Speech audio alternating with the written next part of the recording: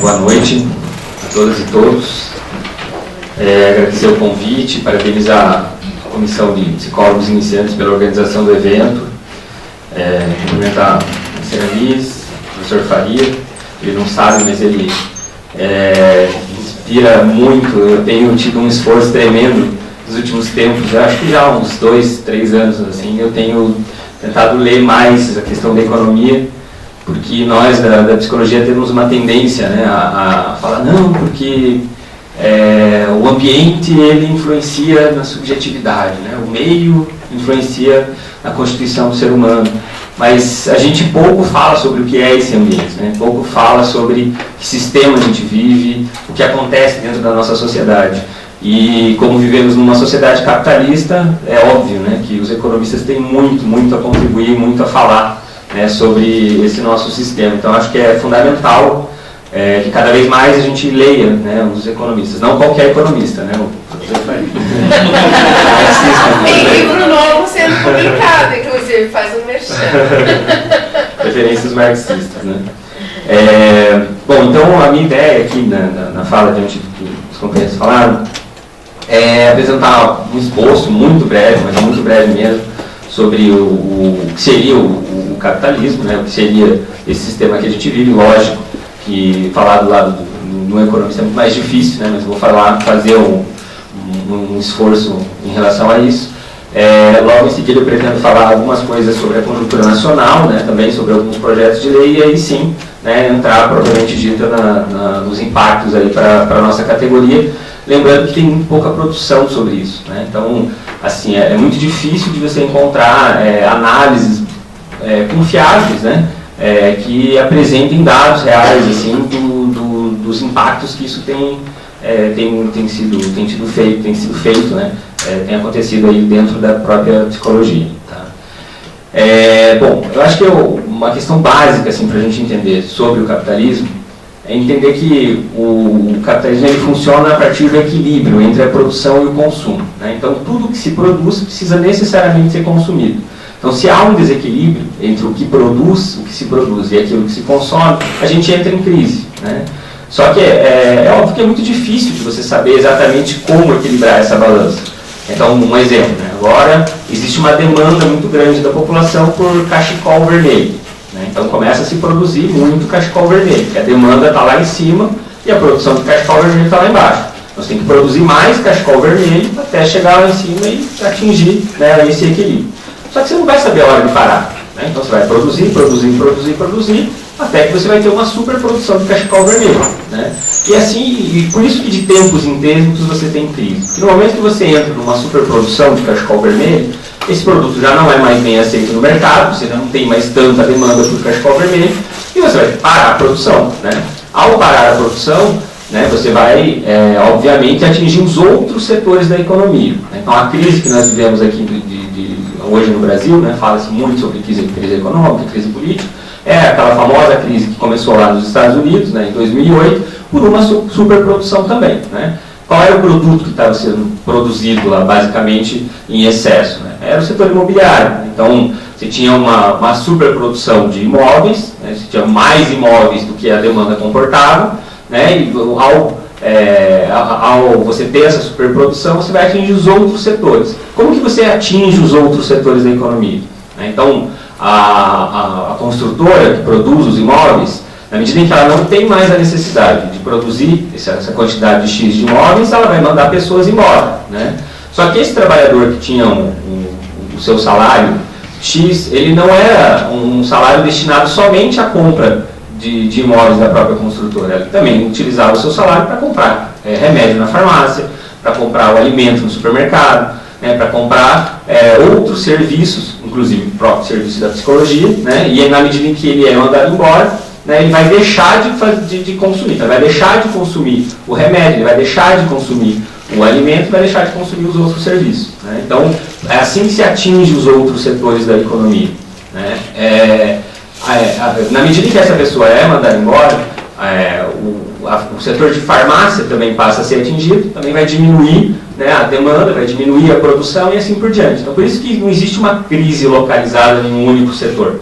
A crise ela é sempre global. e uma economia globalizada, como a nossa, né, mundializada, né, óbvio que a crise ela não fica localizada lá nos Estados Unidos, ela começa nos Estados Unidos, rapidamente vai para a Europa, né, chega no Brasil como uma marolinha, de fato era uma marolinha, né, naquele momento. Então as medidas nacionais do governo Lula até então foram sim suficientes, né, para frear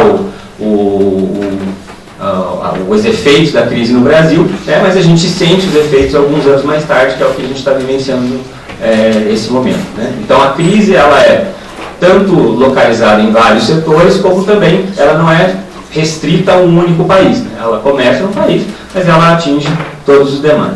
Então, qual que é o papel do Estado diante desse processo, né, dessa balança, né, desse equilíbrio entre produção e consumo?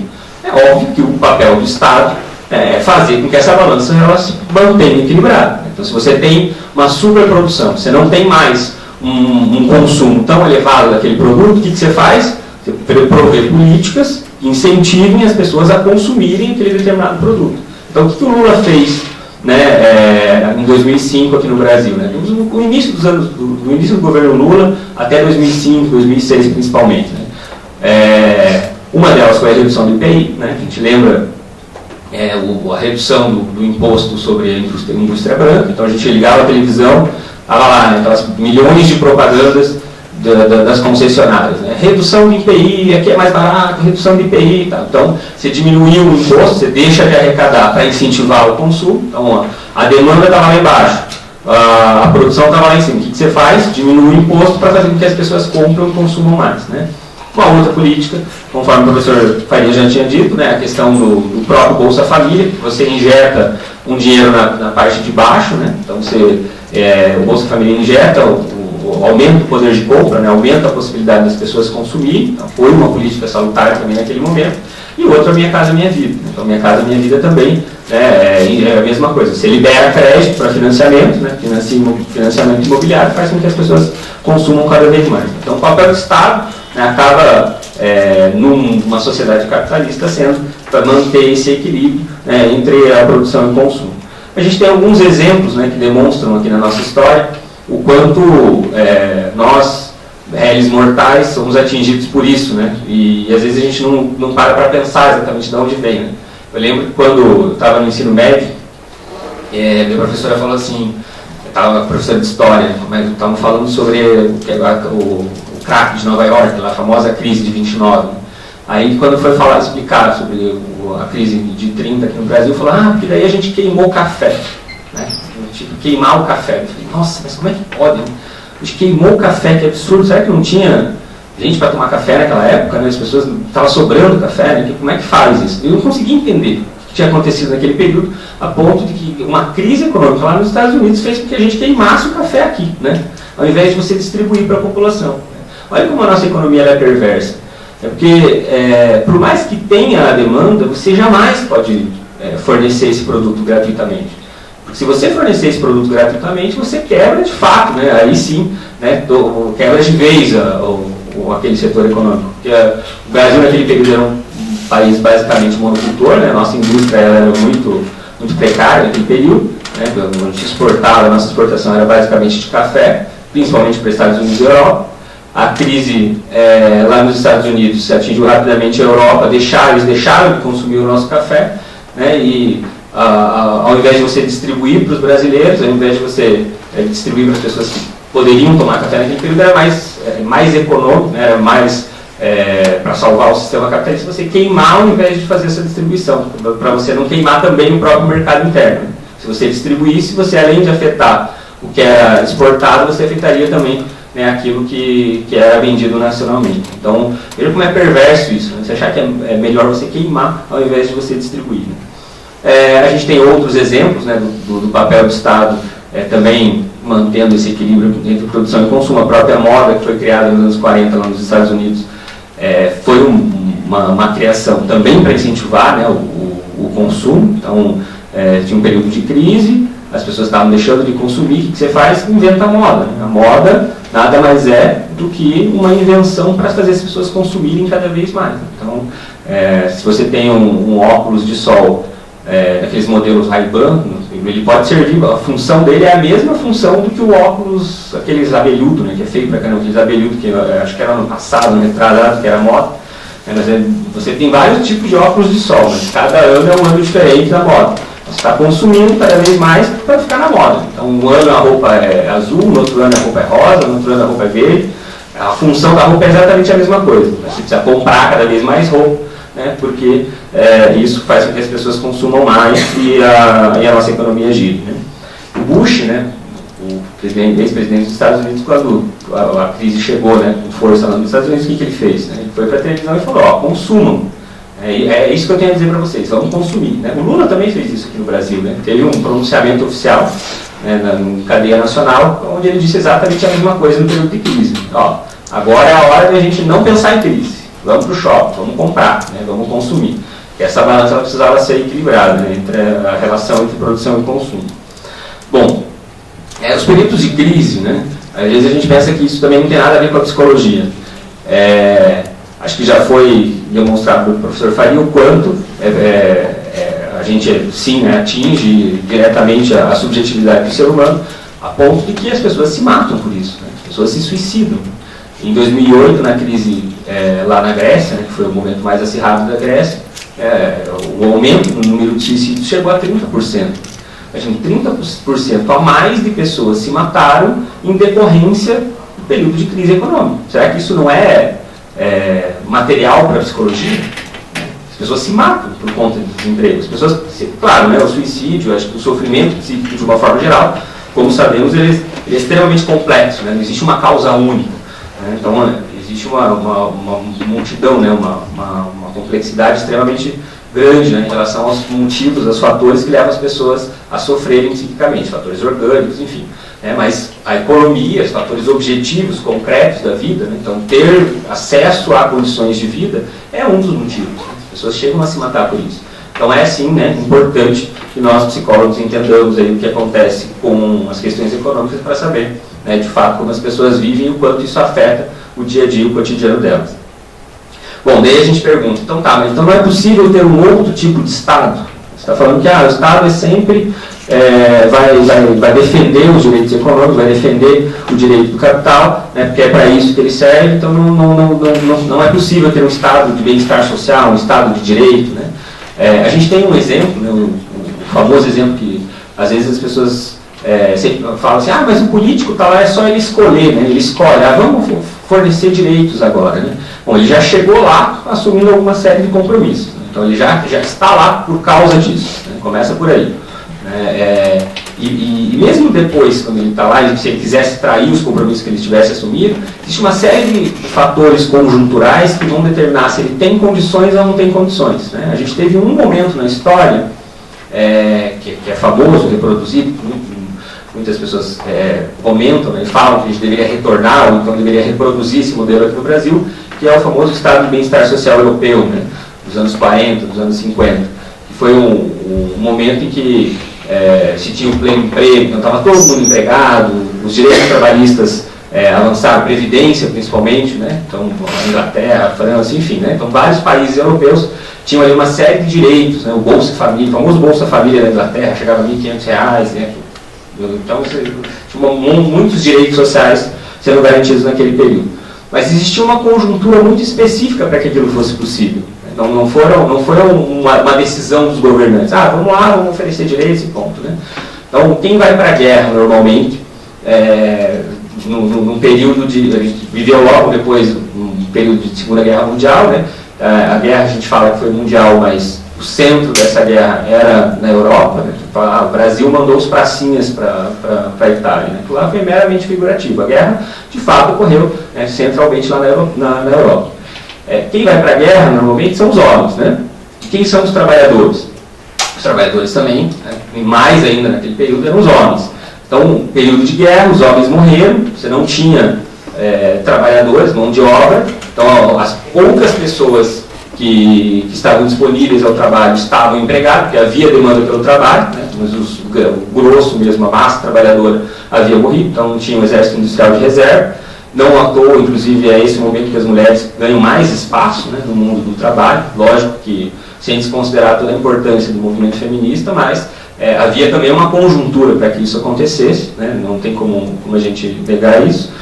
Nós tínhamos também entre os países aliados a União Soviética, então a União Soviética, entre um dos países que venceram a guerra, logo depois entrando no período de Guerra Fria, prezando por uns direitos sociais, e o lado dos Estados Unidos prezando pelos direitos civis e políticos, esse embate, esse conflito, né, essa contradição de defesa de direitos também influenciou no próprio movimento europeu, né?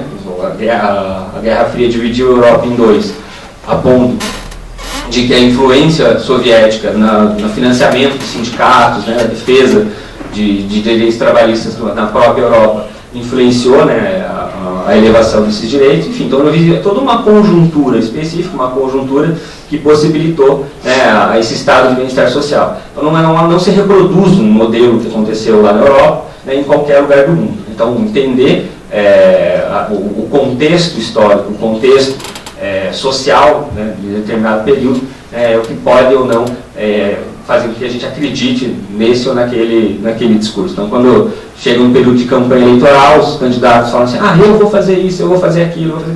Será que vai ser possível isso? Né? Que tipo de compromisso vocês assumiram, né, que vai garantir isso ou não? Né? Que conjuntura é essa que nós estamos vivendo? Então, entender o governo Lula, entender o governo Dilma, o governo Temer, não é só um ato de vontade. Às vezes a gente pessoaliza, né, as ações políticas. A gente fala assim: o Lula é melhor do que a Dilma. Mas qual é o momento que o Lula viveu? Qual governou? Qual é o momento que a Dilma governou? Né? Qual é o momento que o Temer está governando? Não estou isentando o Temer, jamais disso. Né? Mas acho que é importante a gente entender esse contexto, né, para não pessoalizar, né, as ações. Bom, então no Brasil, né, qual é o momento que a gente vive hoje? O que está acontecendo hoje no Brasil? Acho que tanto a Ceramis quanto o professor Faria já falaram bastante, né, sobre a questão da crise. Se culpa muito a Previdência, né? Então a Previdência corrói 50% do orçamento. Né? O nosso ministro Ricardo Barros, que é aqui do Paraná, falou que não havia, desde que ele assumiu, né? Nós não temos mais tanto orçamento, não temos condições de manter tantos direitos sociais como o SUS, por exemplo. Né? Ele, quando assumiu, o primeiro discurso dele, ele falou isso. A gente não tinha condições de manter tantos direitos como o SUS, né? Porque a Previdência corroía 50% do nosso orçamento. E, de fato, né, se você retirar o pagamento dos juros e amortização da dívida, a Previdência corrói 50%. Só que você não pode tirar os 42%, né, 48% de gastos com juros e amortização da dívida. Então, entender esse contexto também, entender o quanto o discurso político está afinado, né, com os interesses do capital, é fundamental.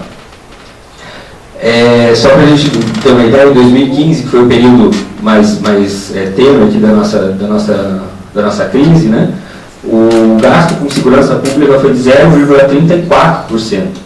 0,34%, enquanto os juros e amortização, 45%. A assistência social foi 3%. Né, cultura foi 0,04%, né, da cultura.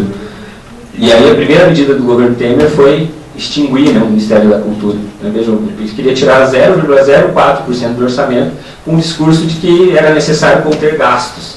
Necessário conter gasto tirando, né, menos de 1% aí do nosso orçamento.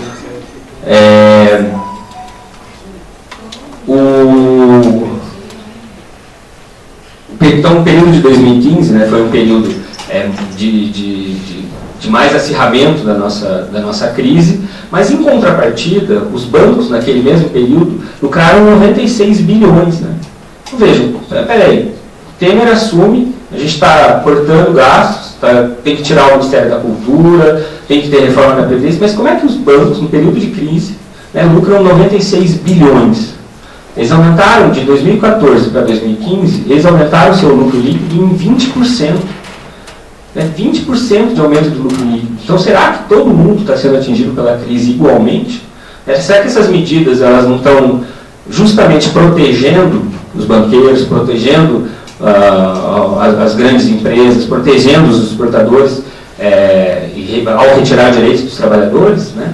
A crise ela atinge todo mundo igualmente. Então, como é que o banco ele lucra 96 bilhões, enquanto há um discurso de crise, um discurso que todo mundo está perdendo dinheiro. Né? Não, parece que tem alguma coisa que não bate. Né? E outra, né? Esse lucro poderia ter sido de 300%, só não foi de 300% porque eles inventaram, eles criaram um fundo, que é um fundo, uma reserva contra calotes. Né? Os bancos eles agora criaram uma reserva contra calotes para fazer com que seja mais garantido ainda, né, o seu lucro. Se ele não tivesse essa reserva contra calotes, que chegou a 183,7 bilhões nessa reserva, o lucro líquido deles seria de 300% acima, né, do que eles lucraram em 2014. Então você veja, tipo, que crise é essa? Né? É uma crise que atinge todo mundo desigualmente, né? Tem alguma coisa errada. A PEC 55, né, a PEC 55 que já foi amplamente falado aqui também, não vou me repetir, mas só para colocar um outro elemento, além de não atingir, né, o teto dos gastos, não atingir a questão da dívida pública, congelar os gastos primários em 20 anos, né, saúde, educação e assistência. Eles também isentam uma coisa que eu nem sabia que existia, né? Mas depois eu fui tentar ler, entender melhor assim, o que estava contemplado nessa PEC 55. Eles isentam as empresas estatais não dependentes, que é uma novidade, algo que inclusive não está legalizado ainda, eles estão tentando legalizar isso, que é uma forma de você gerar títulos que são ainda mais lucrativos, né, para o setor financeiro. Né? O que essas empresas fazem? Elas vendem uma coisa chamada debêntures. Esses debêntures nada mais são do que títulos de valores imobiliários, né, e que eles são fornecidos para credores, para compradores que são muito específicos, né, são o que eles chamam de compradores privilegiados, né, então não é todo mundo que tem acesso a esses debêntures. Né, eles ganham isenção para comprar esses títulos, ganham desconto, né, de 60% para comprar esses títulos. E o lucro deles chega a 20% por ano, 20% de lucro por ano. Então, na verdade, quem está pagando esses debêntures é o próprio Estado. Né? Então, ele gera o título, dá 60% de desconto, e a pessoa nada mais, nada menos vai lucrar 20% ao ano, né? sem fazer absolutamente nada. Porque se ele já recebeu esse desconto, ele está lucrando esses 20%, em 3 anos ele paga em 2 anos ele paga tudo que ele comprou, né? E dali para frente é só lucro. Então, a PEC 55 vai isentar algo que nem foi legalizado ainda. Né? Essas empresas não dependentes, elas não foram legalizadas ainda, mas já prevendo, né, uma nova forma, uma nova modalidade, né, de lucro, eles já estavam isentos. Né? Eu vi um cálculo falando sobre o assalto, né, ou então o efeito da PEC 55 nas áreas sociais. E em 20 anos a educação vai perder 58,5 bilhões, né, que eles chamam de economia, que na realidade não é uma economia, né, é uma perda, uma redução. A saúde vai perder 161 bilhões, a assistência 125 bilhões, que dá um total aí só nos gastos primários, que eles chamam de economia, de 345 bilhões. Né. Então, vejam, o setor financeiro, o setor empresarial permanece lucrando, enquanto nas áreas sociais a gente tem aí uma economia, entre aspas, de 345 bilhões, né, nos gastos primários. E como que eles conseguem tudo isso? Né? Como que eles conseguem aprovar, né, todas essas medidas aí que são de ataques aos trabalhadores e às trabalhadoras de uma forma geral? Né? É lógico que não é só a questão do financiamento empresarial de campanha, mas sem dúvida a nossa conjuntura não pode ser analisada ignorando esse fato. Né? Hoje, os nossos parlamentares que estão no Congresso e também, não só no Legislativo, mas também no Executivo, eles são basicamente financiados por essas empresas. Quem financia, quem paga a campanha desses parlamentares são as empresas que depois vão cobrar a fatura. Nenhuma empresa vai financiar um candidato, vai fazer uma doação, se não tiver um retorno financeiro posterior. Né? Então, todo investimento que você faz numa campanha é porque você tem, vai ter uma contrapartida logo em seguida. Né? Então, o maior concorrente da Unimed, por exemplo, quem que é o maior concorrente da Unimed? É a Mil, será? Não, é o SUS, né? Então, se você tiver um SUS de qualidade, tiver um médico a hora que você quiser na unidade de saúde, se se você tiver cirurgia de alta complexidade sem fila, se você tiver hospitais funcionando adequadamente, para que você vai ter o Unimed? Para que você vai ter a Mil? Né? Não vai ter plano de saúde, não vai ter a saúde privada. Então a saúde pública, ela atinge, ela ataca interesses da saúde privada. Então isso é muito perverso, entender que tem gente que lucra com a precarização do SUS, né? Tem gente que ganha dinheiro, tem gente que fica rico com a não qualidade dos serviços de saúde, né? Então por que a Unimed, a Mil, a Bradesco Seguros, a Aliança Seguros, por que eles financiam candidatos? Eles não financiam candidatos porque eles são bonzinhos. Eles financiam o candidato porque esse candidato vai precarizar o SUS para garantir o seu lucro. É assim que funciona a nossa política, né? Às vezes a gente pensa assim, nossa, não tem ninguém que vai ser contra o investimento na saúde. Tem gente que é contra o investimento de saúde.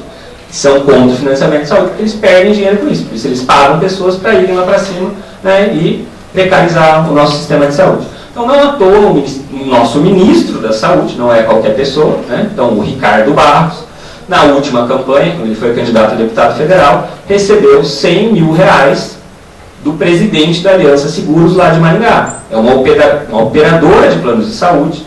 Então, só que não foi a Aliança Seguros que fez essa doação. Foi o presidente da Aliança Seguros, pelo CPF próprio dele, ele fez uma doação de R$100 mil para a campanha do Ricardo Barros. Né? Então, agora a gente fala assim, não, mas está tudo certo, porque acabou o financiamento empresarial de campanha. Mas o financiamento empresarial vai continuar pelo CPF. Né? O grande exemplo disso é os R$100 mil lá que o nosso ministro da Saúde recebeu de um plano de saúde. Então, por que ele já de cara, quando ele assumiu o Ministério da Saúde, ele disse que nossa Constituição não comporta tantos direitos como o SUS?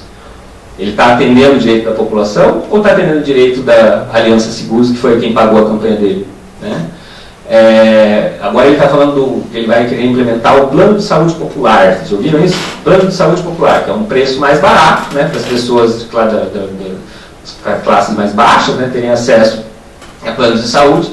Isso vai desobrigar você a investir no SUS. Né? Você garante que mesmo as pessoas mais pobres vão ter um plano de saúde popular, né, e aí você não garante um sistema universal de fato, né, um acesso gratuito a toda a população. O Eduardo Cunha, né, o ex-presidente da Câmara, uma outra pessoa que também recebeu R$100 mil da Bradesco Seguros, lá de São Paulo, também uma operadora de plano de saúde, e não à toa ele, quando era presidente da Câmara, ele sentou em cima de uma CPI, que é a CPI dos planos de saúde. Havia uma CPI sendo encaminhada para investigar, né, o que estava acontecendo com os planos de saúde no Brasil, estava todo mundo dizendo que estava quebrado e tal. Apresentaram uma CPI. Ele foi lá e sentou em cima. Falou, não vai ter CPI aqui não. Aí você vai olhar os financiadores de campanha dele e você percebe por que não há, né, a CPI, por que não houve a investigação do plano de saúde. Ele poderia citar vários outros exemplos, né, a bancada da bala, por exemplo. Né. A bancada da bala, ela é conhecida como bancada da bala porque são deputados ex-coronéis, ex-guardas municipais, pessoal da área da operação de segurança, mas também porque foram financiados por empresas de segurança privada, pela indústria bélica. A gente tem indústria bélica no Brasil, né? A mesma indústria que manda nos Estados Unidos tem aqui no Brasil, com menos força, mas existe. Né? O Laerte Bessa, que foi o relator o deputado, né? Foi relator da PEC 171, né? da redução da maioridade penal, ele foi financiado pela Taurus, aquela empresa de revólver. Né? Então, a Taurus, por que a Taurus quer reduzir a maioridade penal, será?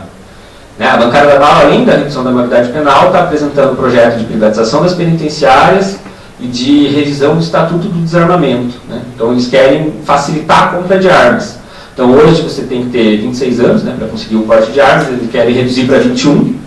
Então, a pessoa vai poder ter menos idade ter acesso à arma. Se você tiver alguma pendência judicial, você não pode tirar o porte de arma. Então, eles querem tirar essa cláusula também do Estatuto do Desarmamento. Então, qualquer pessoa vai poder ter uma arma, né, qualquer pessoa acima de 21 anos. Então, eles vão facilitar a que interesse que você atende. Né? Você atende o interesse da indústria que vende a arma. Então, esses deputados eles estão lá para, basicamente, atender aos interesses de quem pagou suas campanhas. Porque o grande empresário ele não vai se submeter a ser parlamentar. Né? Você vai pegar lá um Joesley, vai pegar qualquer esses mega empresários assim, por que esse cara vai ser um deputado? Vai, imagina, um deputado ganha lá, sei lá, 20, 30 mil reais, perto do que eles têm com suas empresas é muito pequeno. Então ele paga várias pessoas para fazer o teu trabalho. Né? Várias pessoas vão lá, né, e cumprem essa tarefa. Então não é à toa que a gente vive um momento de ampliação da terceirização, né, a aprovação da lei que garante aí a terceirização não só para as atividades meios, mas também para as atividades fins, atinge diretamente a gente da área da psicologia. Né?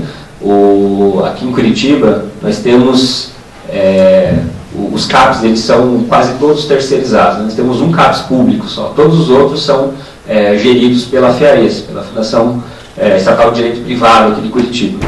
Os psicólogos que trabalham na FIAES são terceirizados, então eles oferecem um serviço para o SUS, mas eles são contratados por uma fundação. Né? Essa fundação, ela paga um salário que chega à metade de um salário de um servidor público, então eles também são trabalhadores do SUS, só que eles recebem a metade de um psicólogo concursado, se fosse, né, vinculado à Secretaria de Saúde diretamente. A jornada de trabalho é mais extensa, então até o ano passado eles trabalhavam 40 horas. O servidor público em Curitiba trabalha 30 horas.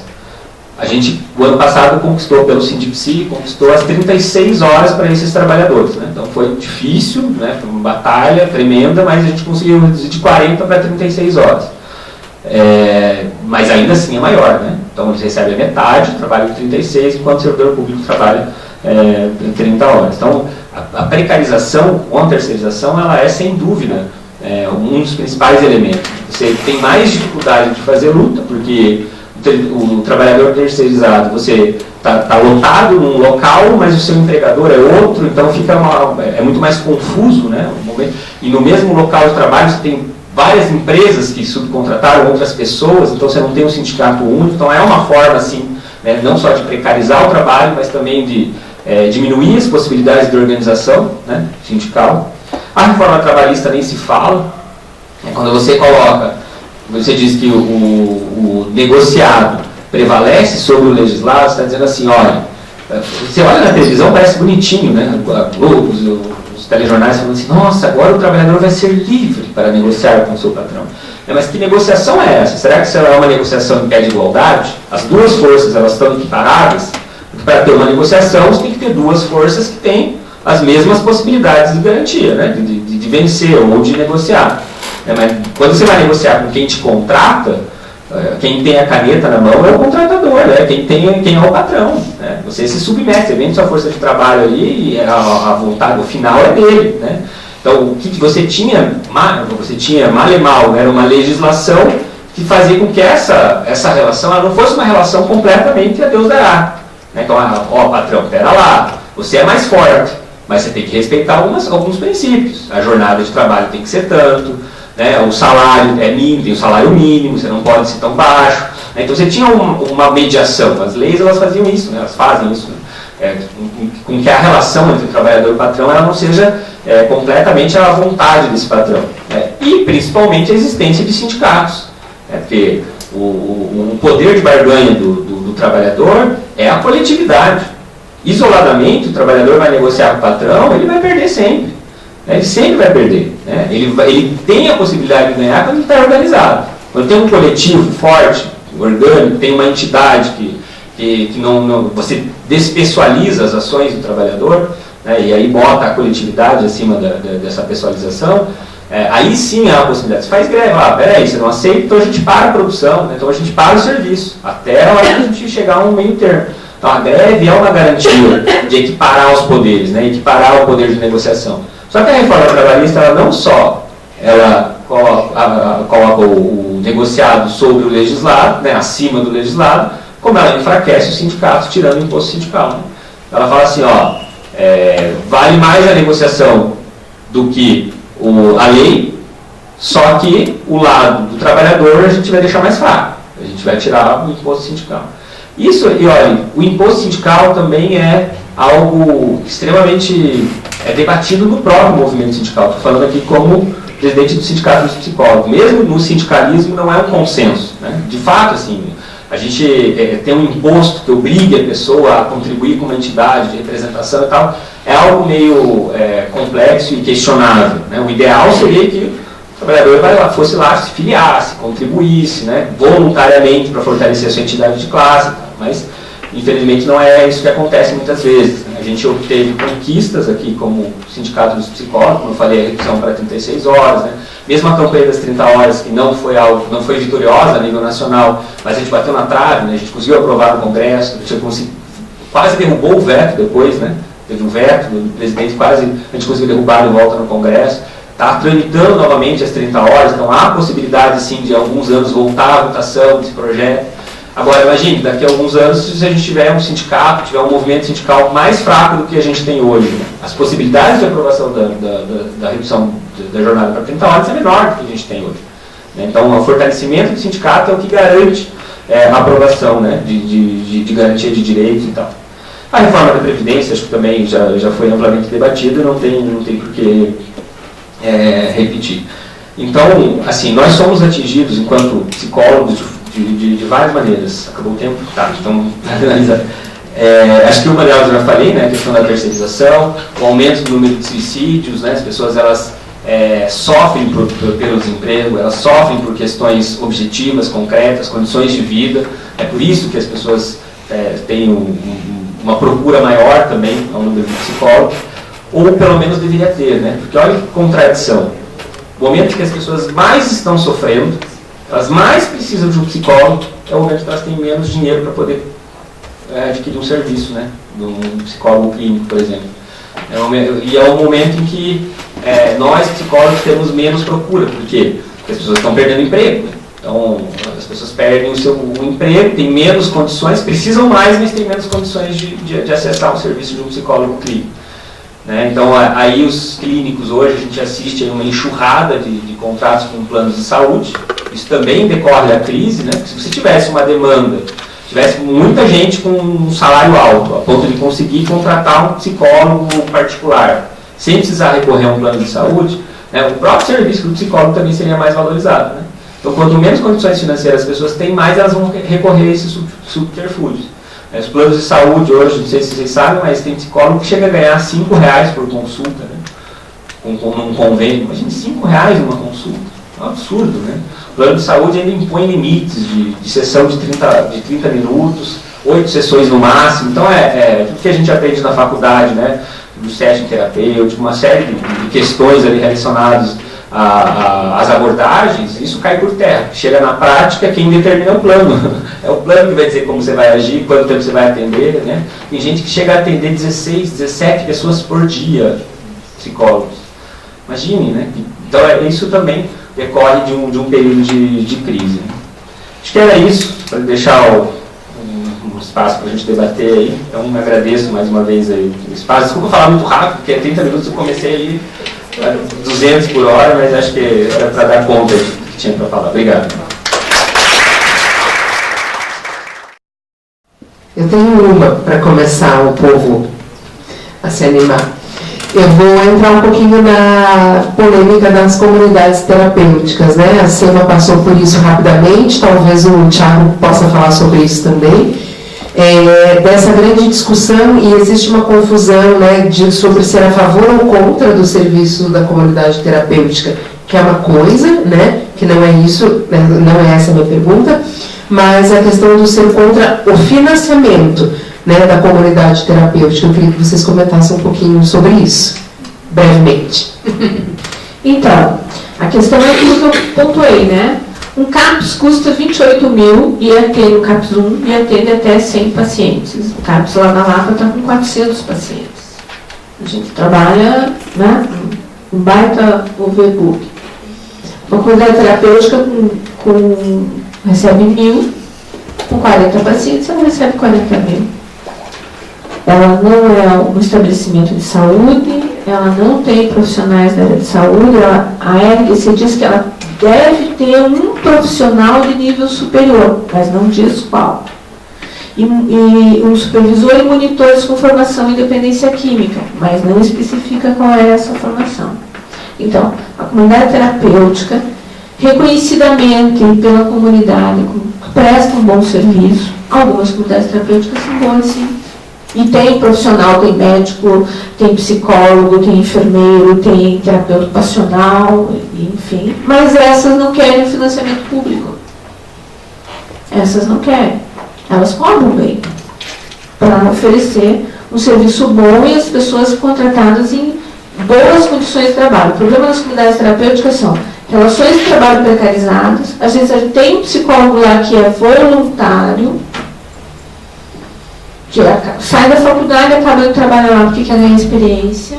Depois ele é contratado, trabalha uma vez por semana e ganha uma remuneração. Mas a questão primordial com relação ao financiamento público é porque não financiamos equipamentos públicos como os CAPs e outras instituições, ou reforçamos a estratégia da saúde da família, fazemos bons programas de promoção à saúde e prevenção, e habilitar melhor as comunidades terapêuticas. Há sim a necessidade de chamá-las para o debate, para dizer por que somos contrários ao financiamento público.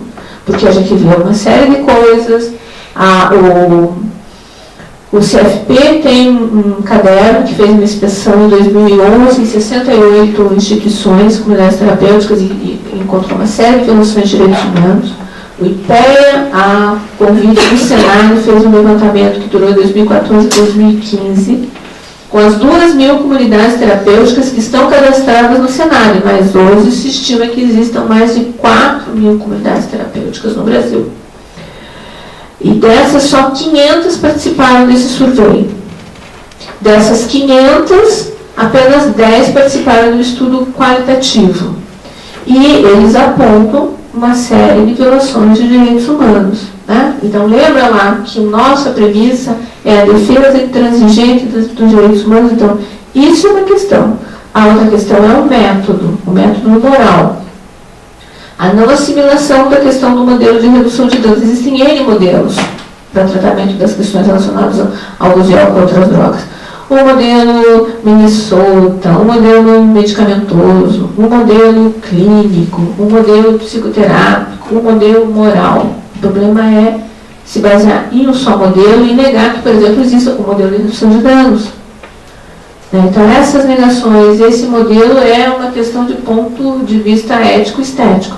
E as questões mesmo, não é um equipamento público, tem uma série de questões que precisam ser resolvidas e vai cair na questão da precarização, como os profissionais que trabalham no CAPS e são terceirizados, né? Também precarizados. Então, essas são algumas questões importantes que nós precisamos sim debater. Além da qualidade técnica, todas essas relações de poder e relações de trabalho.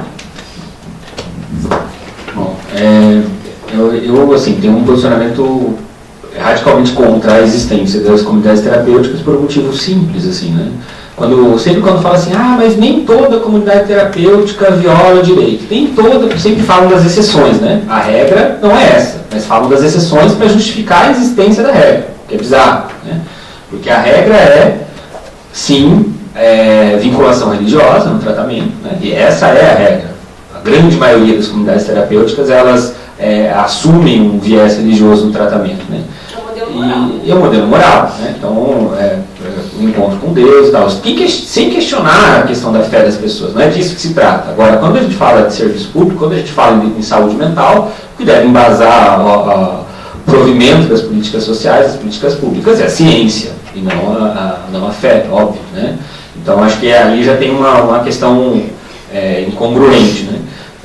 Então, a grande maioria dessas comunidades terapêuticas se baseiam e funcionam a partir da lógica do voluntariado também, né? Grande parte das pessoas são voluntárias, então não são profissionais. O voluntariado, por mais boa intenção que tenha, a gente sabe que é massa, vamos fazer voluntariado, legal, bacana, mas é temporário, né? Então é esporádico. Então, no momento que você conseguir um emprego, você larga aquele serviço, então você começa a estabelecer um vínculo, você não tem um compromisso, enfim, tem uma série de questões com o voluntariado, né? Sem contar que esse relatório do Conselho Federal de Psicologia descobriu, inspecionou, né, denunciou uma série de violações, como estupros, né? Então, como é baseado na fé, na religião, transexuais não entram, não existe transexualidade em algumas religiões. Então, tinha casos de transexuais, mulheres trans que tiveram seus cabelos raspados, né? Porque, não, é homem, não é mulher, isso aqui é homem. Tiveram seus cabelos raspados, foram estupradas lá dentro. Casos também que foram trabalho escravo, uma série de problemas de violações. Mas vocês vão falar assim, não, mas e as boas? Mas e as boas? Bom, então o que deve ter numa comunidade terapêutica? Uma vez perguntaram isso para mim, eu falei, não, então tá, então eu posso ser a favor de uma comunidade terapêutica. Desde que você tenha uma equipe mínima na comunidade terapêutica, uma equipe de profissionais remunerados adequadamente, uma jornada de trabalho adequada, né, que você tenha profissionais que tenham um regime estatutário, que você tenha minimamente ali a política nacional de saúde mental sendo implementada, então a redução de danos, então uma série de questões que garantem um mínimo de qualidade de atendimento, que na verdade são os CAPs. Né? Então, para que comunidade terapêutica se você tiver um CAPs adequado? Você só tem comunidade terapêutica quando você não tem um serviço adequado, né? Um serviço público adequado. A existência das comunidades terapêuticas é pela omissão do Estado. O Estado, quando ele passa a ser omisso, é óbvio que a terceirização, né, essas pessoas elas precisam de um tratamento, elas vão buscar, né, aonde tem. E hoje, infelizmente, onde tem são essas comunidades terapêuticas. Eu já visualizei aqui em Curitiba mesmo, comunidades terapêuticas que têm sim trabalho escravo. Dizem que não é, porque é laboterapia e tal, mas na medida em que você tem um trabalho que gera renda para a comunidade terapêutica, essa pessoa não recebe absolutamente nada pelo seu trabalho, isso é trabalho escravo. Isso não é laboterapia nem aqui nem na China. Né? Isso é trabalho escravo sim. Né? Por mais que a gente não consiga provar, porque a ciência também tem dessas, né? Não, é terapia ocupacional, é não sei o que, e tal, mas gerou renda. Não ficou com o trabalhador que gerou renda, ficou com o dono da parada, é trabalho escravo. Né? Então, eu acho que a existência da comunidade terapêutica ela passa a ser inútil na medida que você tem os CAPs funcionando adequadamente.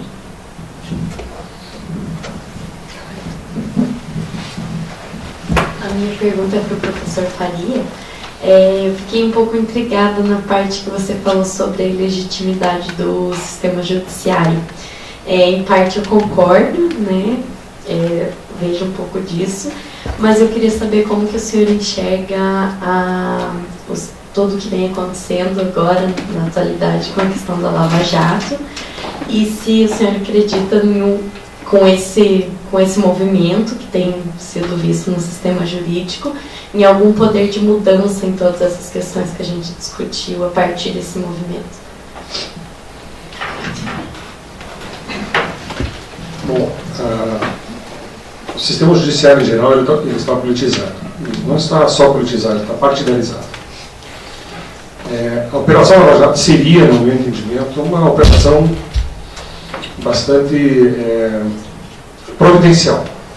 Porque se a expectativa era fazer uma análise, enfim, uma investigação com relação ao desvio do recurso público ou corrupção, né, que é o projeto inicial, eu penso que deveria ter sido feito com todo vigor e isenção. Com todo vigor e isenção. Lamentavelmente, o juiz que julga o processo, ele não é isento e ele nem tem uma ficha corrida anterior que o abone, enfim, que o transforme em herói. Ele tem problemas no passado, ele não é a pessoa que parece ser. E isso pode ser visto muito claramente em todos os processos que ele participou, especialmente do governo do Estado, em que houve o privilegiamento, inclusive, de parentes e, enfim, desvio de recursos de muitos bilhões de dólares que sumiram do processo e foram parar em empresas offshore americanas, enfim, saíram do Brasil com o beneplácito do próprio. Então eu não confio nessa idoneidade do juiz Sérgio Moro. Então, um processo que poderia julgar, como deveria julgar e investigar, ele foi julgado pela mídia. Isso não é um processo judiciário.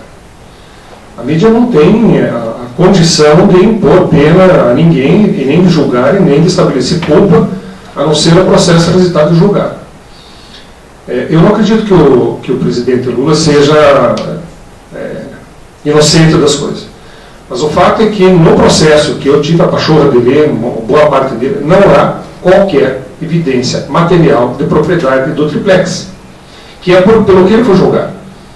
Se ele vai ser julgado por outros motivos, por outros desvios, eu não sei, mas o processo era pela compra do imóvel. E ele foi condenado sem provas, o juiz arrestou bens de uma forma arbitrária, o que é, para mim, uma perseguição política muito clara. Ao mesmo tempo, você tem o envolvimento do atual presidente da República, você tem envolvimento do senador Aécio, você tem envolvimento do ministro do governo, você tem envolvimento do Alckmin, Você tem envolvimento do Fernando Henrique Cardoso. O Fernando Henrique Cardoso tem um apartamento em Paris de 12 milhões de dólares. Com garagem, navio de fósforo. É. Que é E nós estamos falando de um triplex de 600 mil, um triplex no Guarujá. de 180 metros quadrados. Um horror. Então, assim, se é para ser, né, se é para ser uma investigação, eu entendo que deveria ser uma investigação que realmente, se tivesse uma investigação, trouxesse as evidências da prova, porque eu também não quero ser enganado por ninguém. Eu acho que muito mais do que as pessoas que são contra, eu já fui filiado, já ajudei a fundar o PT. Então, hoje não sou mais. Não acredito no partido, não acredito nas alianças que fez. Mas eu me sinto muito mais traído do que as pessoas que sempre foram contra, porque eu acreditava num projeto, que era um projeto transformador. E sei que o PT cometeu erros imperdoáveis. Na minha visão, eu, para a pessoa de esquerda, erros imperdoáveis. Agora, com relação à corrupção, etc., se provado, tem que ser punido. Agora, punido por convicção não é possível. O que eu vejo, tanto o juiz como os procuradores, a manifestação que eles fazem é uma manifestação política que carece de qualquer... Olha, eu fui reitor da universidade, eu tive que estudar direito, ou seja, eu sou um rábula. O rábula é uma pessoa que tem direito sem ser, entende mais ou menos, sem ser um advogado. Mas eu não vejo nenhuma consistência, nem no parecer, nem no processo. E quando você olha para o Supremo, né, mesmo uma pessoa que é meu amigo pessoal, o ministro Fachin, o primeiro parecer, para mim, quase desmontei. Isso não é possível que essa pessoa com quem eu convivo me dê um parecer desse tipo. A quem que ele leva para lá para auxiliar? Um grupo de juízes recém-formados, sem a mínima condição, eu acho, de colocar um parecer no processo. E aí você olha, ministro Gilmar Mendes, ministro não sei o que, ministro, esses ministros, né, para mim, não são críveis. Eu não consigo acreditar no parecer daqueles. Porque tudo isso está relacionado a interesses. Que interesses? Interesses políticos que atravessam o governo e o Estado brasileiro. Então, eu lamento profundamente que uma operação que poderia ser uma operação, não digo de limpeza, mas de investigação, com uma punição correta para aqueles investigados, tem se transformado num processo de perseguição e, ao mesmo tempo, num processo que não pune pessoas que são acusadas e que têm muito mais evidência, muito mais prova, muito mais delações do que a punição do Luiz Inácio Lula da Silva. Então, eu lamento muito, mas eu hoje não consigo acreditar no sistema jurídico. E pior, você tem um juiz que é professor da Universidade Federal do Paraná, que é o Sérgio Moro. Você tem procuradores que foram formados alunos que, inclusive, eu formei como reitor. Em que eu vejo ali quem são essas pessoas e aonde que está a origem dele. Nos partidos conservadores dentro da universidade, nos diretórios dos estudantes. Já estava lá essa semente. Então, eu penso que a questão jurídica, que se é um poder autônomo, que não é autônomo, mas não tem autonomia. Ele é influenciado, como é que eu consigo entender isso? Como é que um poder que deveria ser um poder, segundo, um poder de Estado, junto com o poder que legisla, o poder que julga, o poder que executa, hoje, o que executa, legisla e julga, o que julga, executa e representa, e todo mundo faz todas as coisas sem nenhuma... Nós somos um país hoje que não tem mais legitimidade institucional. Ninguém acredita mais, as pessoas com mínimo de consciência não acreditam mais nas instituições. Então, eu lamento muito que eu esteja vendo pessoas que são formadas pela universidade fazerem o papel que estão fazendo.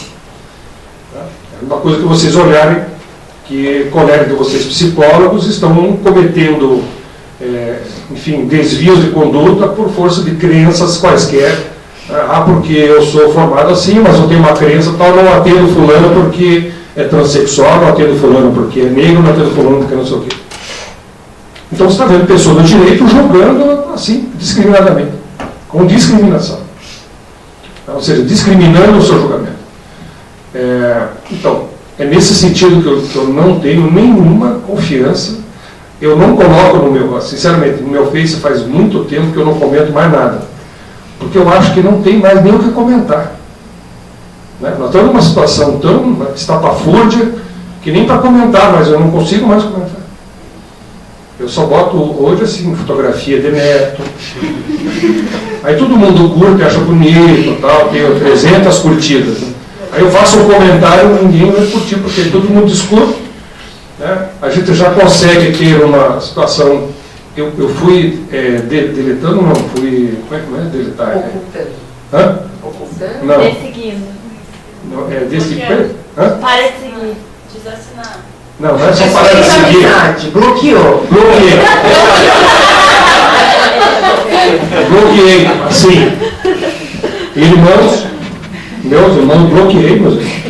Bloqueei sobrinhos, bloqueei afilhados, bloqueei amigos. Eu não tenho mais paciência para ver esse tipo de discussão. Isso foi colocado aqui, o mundo virou um maniqueísmo entre certos e errados, bons e ruins. Então eles são todos bons, nós somos todos ruins. Nós somos todos bons, eles são todos ruins. Não há mais uma elaboração, uma análise da realidade. Elas são todas análises, eu diria, não é política, elas são análises frágeis.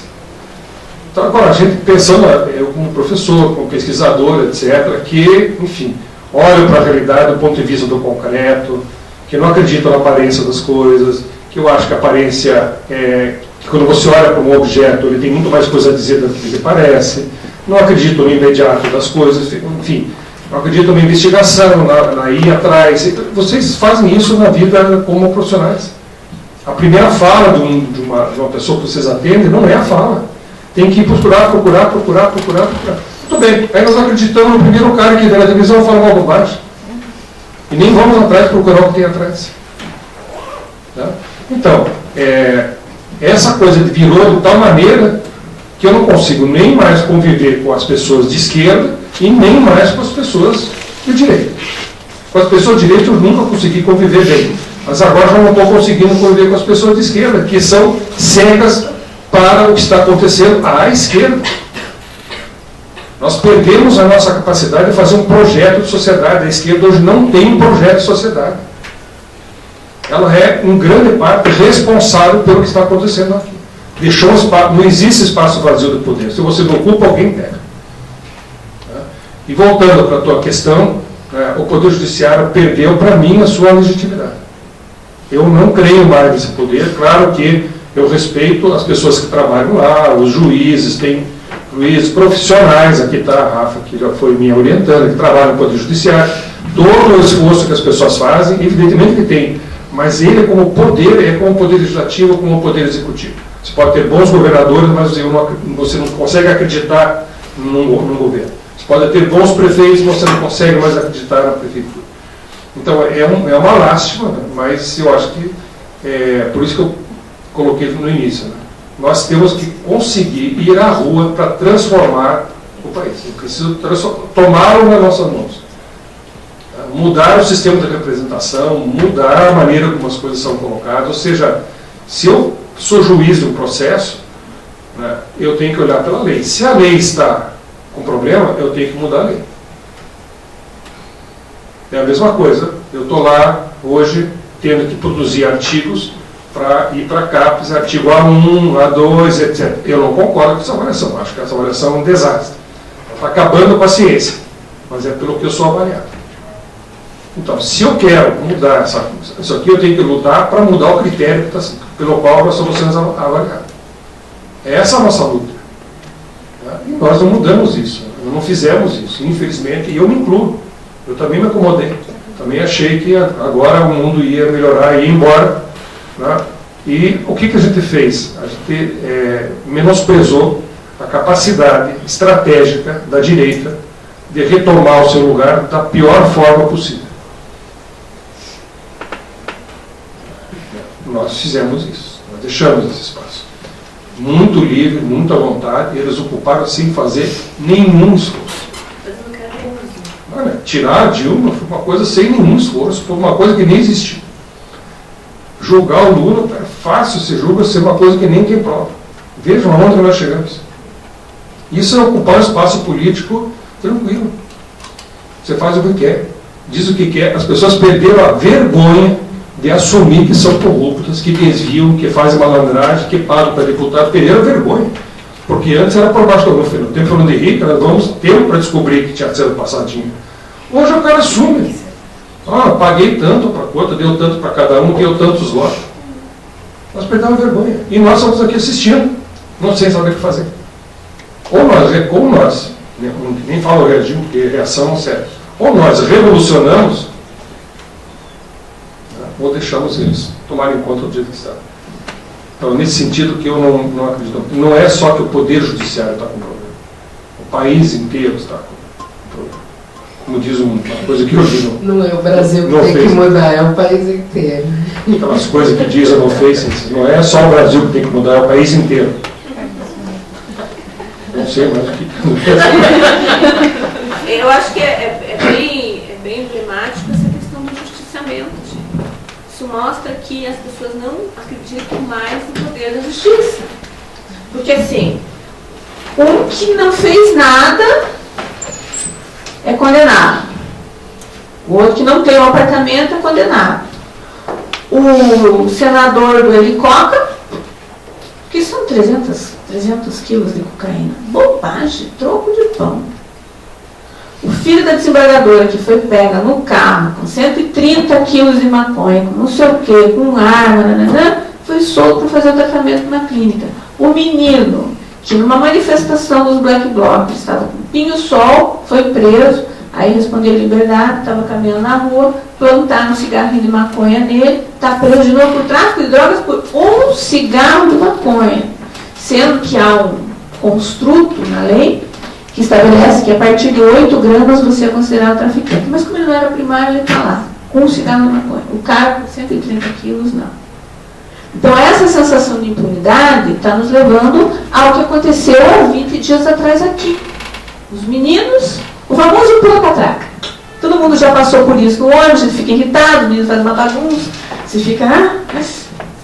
Eles pulam a catraca não porque eles não têm dinheiro, eles pulam a catraca porque são adolescentes pelo poder da transgressão. Aquele dia eles pularam a catraca e encontraram alguém, um menino também de 18 anos que estava de mau dia, resolveu brigar.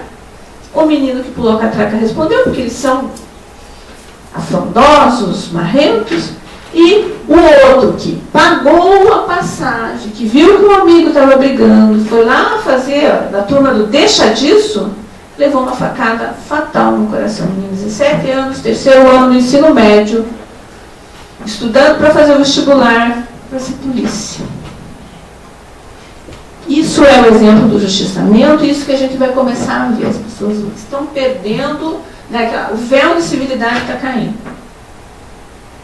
Isso é doentio e preocupante da nossa sociedade. Mas isso, para mim, essa questão da discriminação da polícia, ela é histórica nesse país. Eu não vejo nenhuma surpresa essa forma está acontecendo hoje. Não é hoje, ela é histórica. Ela sempre foi assim com os negros, ela sempre foi assim com os pobres, ela sempre foi assim com os homossexuais, ela sempre foi discriminadora. Sempre foi. Então, isso só está aparecendo porque nós temos uma mídia, uma rede social que está divulgando mais. Tá? E sempre também houve corrupção no país. O problema não é que isso esteja acontecendo agora, é a maneira como isso está sendo conduzido. É a maneira como isso está sendo conduzido. Para os pobres não inova nada, mas para os ricos inova. Inova porque não os pune, ao contrário, os transforma em herói. Transforma em herói pessoas que não têm legitimidade sequer para julgar, mas julgam. Transforma em heróis pessoas que vão para o Supremo ganhando o que ganham, com o destaque que tem, sem nenhuma capacidade, inclusive teórica para estar lá. O último ministro do Supremo que foi empossado, nada mais nada menos do que cometeu plágio ao fazer manual para ser estudado. Plagiou. E é ministro do Supremo. Então, o sujeito que comete plágio, que é um crime, como é que fez um manual para aluno de graduação, como é que essa pessoa tem status para ser jogador? Como é que a pessoa tem status para ser jogador se ele vai jantar na casa do presidente, vai jantar junto com a Aécio ou Paulo Matu, no dia seguinte ele julga se é procedente ou não a acusação com relação a Aécio, jantou na noite anterior com ele? Que isenção é essa? E isso é desavergonhado. Então, o pior não é o que está acontecendo, porque isso já acontecia. Isso está acontecendo na nossa cara de forma desavergonhosa, explícita, e nós não estamos fazendo absolutamente nada com relação a isso. E ninguém faz nada com relação a isso. Eu não consigo acreditar, por exemplo, que um parecer de um juiz seja publicado pela revista, se é que posso chamar assim, Veja, antes do juiz dar o parecer. Que um processo que tem que ser julgado, transitado até o final, seja explícito na mídia, todo mundo comenta o processo e não é só colocado pela mídia, vai sendo julgado pela mídia, direcionado pela mídia. Então a pessoa já está julgada culpada antes de chegar no final. Quando eles querem culpar. Ou inocentada antes de chegar no final, se eles querem inocentar. Então que poder judiciário é esse? Que não garante. Vocês fariam isso com um paciente? Ele vai na clínica e vocês vão tratar uma pessoa que vai procurar vocês com uma confiança de que é o caso do advogado. E vocês pegam e dizem assim, bom, eu fiz um tratamento aqui, a Rafaela vai me procurar, eu já ponho aqui o meu parecer põe na Veja. É assim? Então, é assim que nós estamos respeitando Tudo bem, é o Lula, é não sei quem. Ótimo, mas pode ser eu, pode ser você. Qualquer um de nós pode estar sujeito a esse tipo de coisa. E o problema é esse. E a gente não confia mais em... É possível que um juiz possa escutar a conversa, gravar a conversa de um advogado com o seu cliente, é a mesma coisa que ouvir a conversa de vocês com o paciente. Entende aonde nós chegamos? Então, sinceramente, eu lamento muito, mas então não quero dizer que é terra arrasada, mas eu não consigo mais acreditar nesse sistema da maneira que está e da maneira como ela como está sendo politicamente organizada.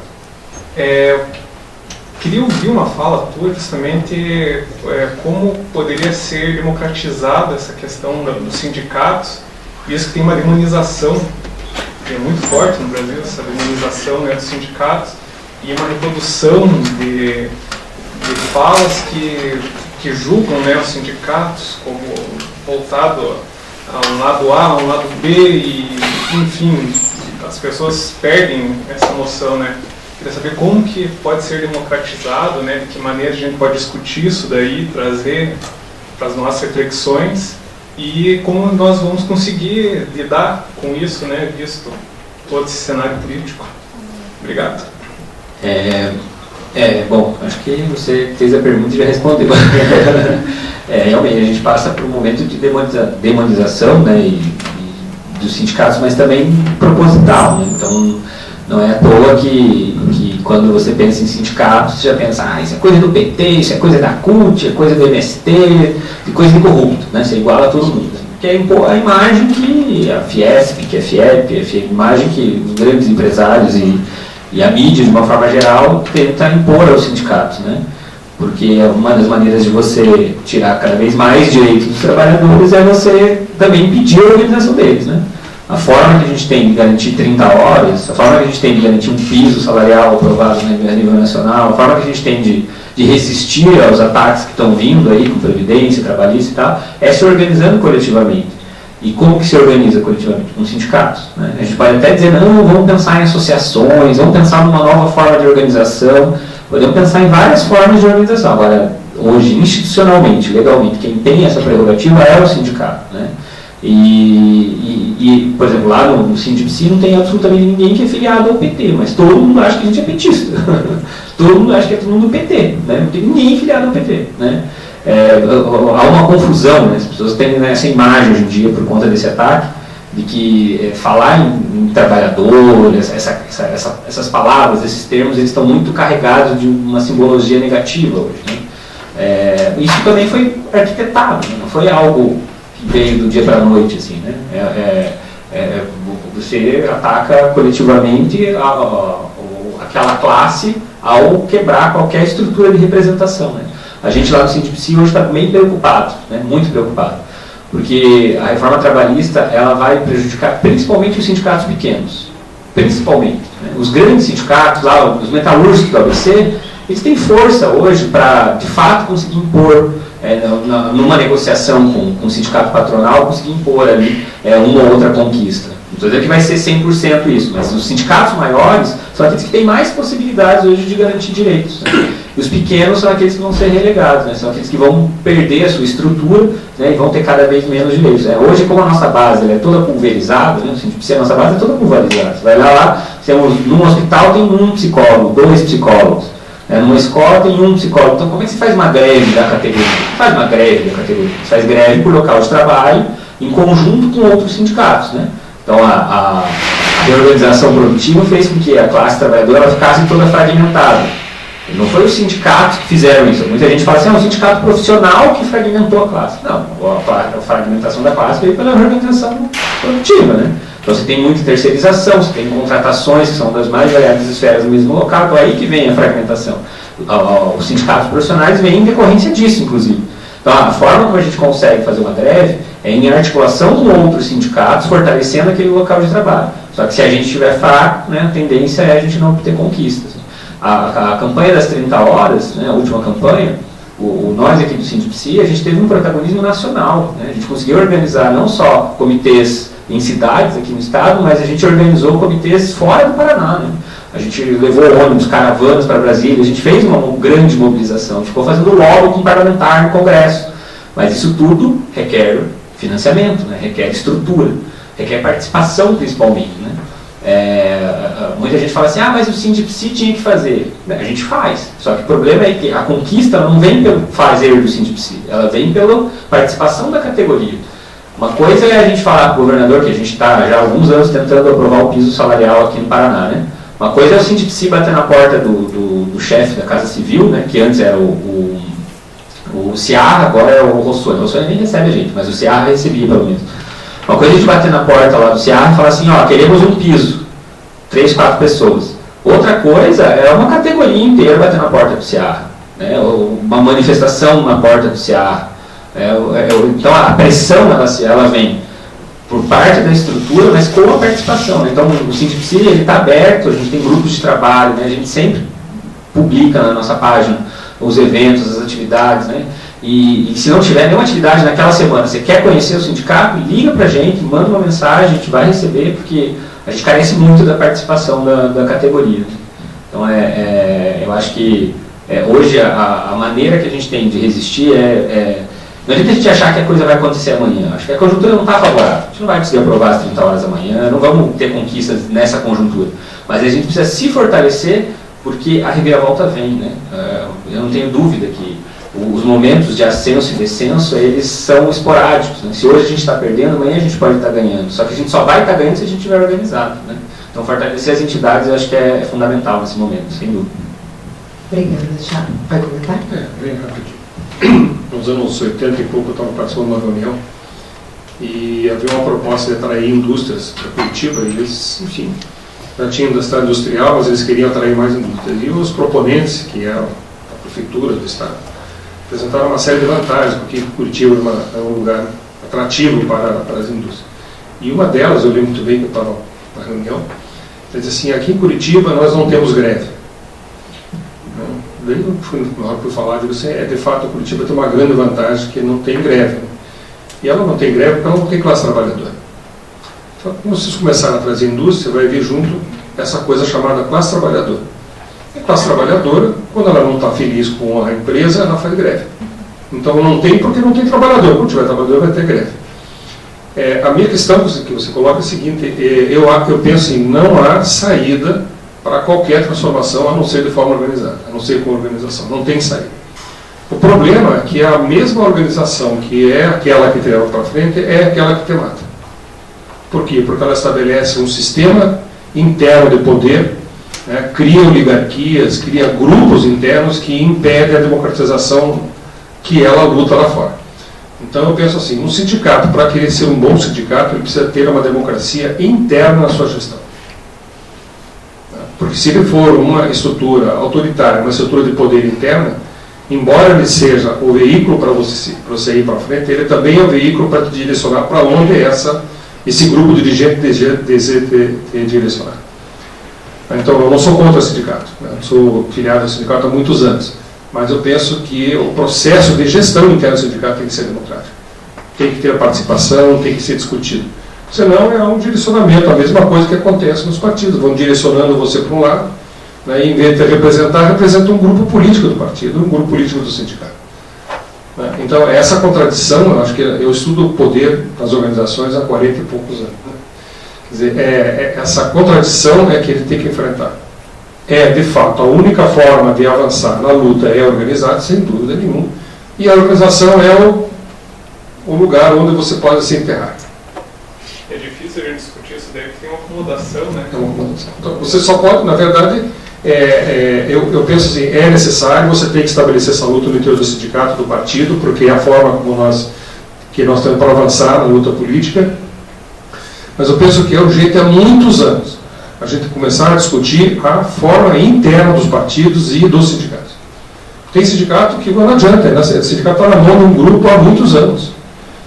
E para esse tipo de sindicato é muito cômodo o imposto sindical. Porque ele não precisa sair, não precisa convencer ninguém, não precisa fazer debate político, não precisa ter luta interna. O dinheiro cai, então você fica ali.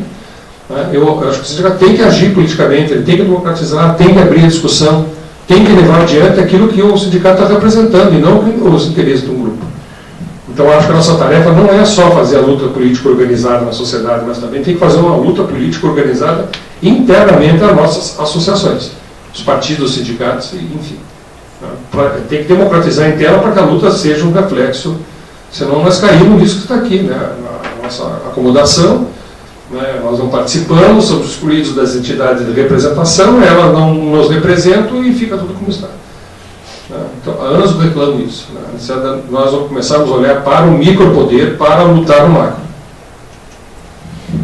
Pessoal, em função do adiantado da hora, inclusive muitas pessoas já tiveram que se ausentar, eu vou encerrar, talvez o nosso debate não encerrasse, né? Eu tinha mais umas 3 perguntas aqui anotadas, mas queria fazer uma fala de fechamento. Acho que tem algo para a gente refletir, os nossos 3 convidados pontuaram o quanto essas mudanças políticas e econômicas vão interferir nas pessoas que a gente pode vir a atender, seja na clínica, seja na assistência, seja nas organizações ou nas escolas, porque isso tem um impacto na subjetividade delas. E fiquei pensando, isso tem um impacto na nossa subjetividade como trabalhador também. Né? E talvez a gente tenha que, talvez não, né? Com certeza a gente tem que pensar em estratégias para lidar com essa nossa saúde mental, que também estamos, né, precarizados, terceirizados, com baixa remuneração, desempregados, né? Também sofrendo toda essa influência. Mas essa última pergunta nos possibilitou algo, né, que foi esse convite final em termos de participação.